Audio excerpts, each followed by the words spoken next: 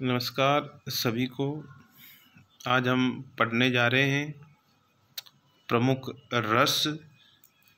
ये रस माध्यमिक शिक्षा बोर्ड कक्षा 9वीं से लेकर कक्षा 12वीं तक के छात्र छात्राओं के लिए बहुत उपयोगी हैं। तो रस में आज हम पढ़ेंगे सबसे पहले श्रृंगार रस किसे कहते हैं, परिभाषा, प्रकार आदि। तो श्रृंगार रस की परिभाषा होती है कि विभाव, अनुभाव एवं संचारी भाव के संयोग से परिपक्व अवस्था में पहुंचा हुआ रति नामक स्थायी भाव श्रृंगार रस कहलाता है।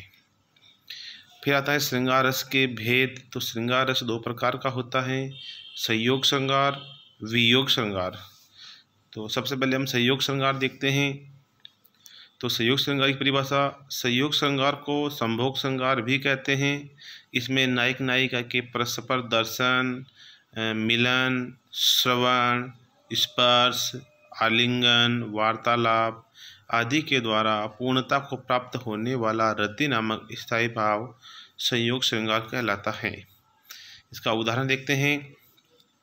राम को रूप निहारती जानकी, कंकन के नग की परछाई, याते सबे शुद्धि भूल गई, कर टेकी रही पर टारत नहीं। इन दो पंक्तियों का अर्थ ये है कि माता सीता बाग के अंदर उन्होंने अपने हाथ में कांच का कंगन पहन रखा है। उस कंगन के अंदर राम की परछाई दिखती है। उस परछाई को देख करके माता सीता राम के रूप छवि के प्रति इतनी मोहित हो जाती हैं कि वो अपनी शुद्ध बुद्ध भी भूल जाती हैं और एक प्रकार से स्टैचू बन जाती हैं। अगर हम इसमें विभाव अनुभाव की बात करें तो विभाव मतलब कारण, अर्थात राम के कारण तो राम विभाव हो गया। आलम्बन, उद्दीपन दोनों विभाव के दो प्रकार हैं। एवं अनुभाव आश्रय की चेष्टाएं हो गई, जिसमें माता सीता का स्टेचू बन जाना आदि हैं। एवं आश्रय यहाँ पर सीता खुद हैं। दूसरा रस आता है वियोग श्रृंगार। इसकी परिभाषा, वियोग श्रृंगार को विप्रलब्ध श्रृंगार भी कहते हैं।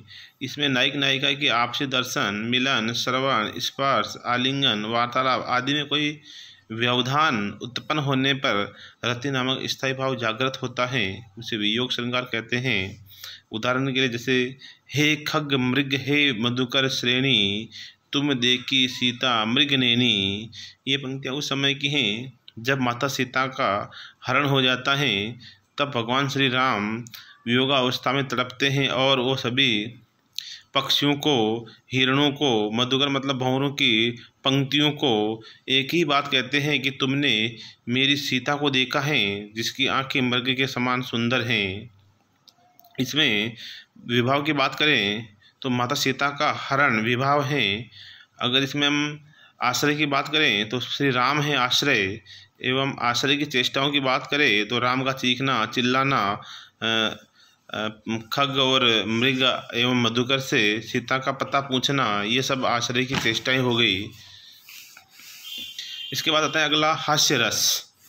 तो हास्य रस की अगर बात करें तो हास्य रस की परिभाषा इस प्रकार से है। सबसे पहले तो हास्य रस की परिभाषा देख लेते हैं। तो विकृत आकार, विकृत वाणी, विचित्र वेशभूषा आदि के कारण विभाव, अनुभाव एवं संचारी भाव के संयोग से परिपक्व अवस्था में पहुंचा हुआ हास्य नामक स्थायी भाव हास्य रस कहलाता है। इसका उदाहरण है, मैं महावीर हूँ, पापड़ को तोड़ सकता हूँ, गुस्सा आने पर कागज को भी मरोड़ सकता हूँ। यह उदाहरण सुनने मात्र से ही हमें हंसी आ जाती है और यह हास्य रस होता है। अन्य रस को देखने के लिए आगे के वीडियो को जरूर देखिए। धन्यवाद।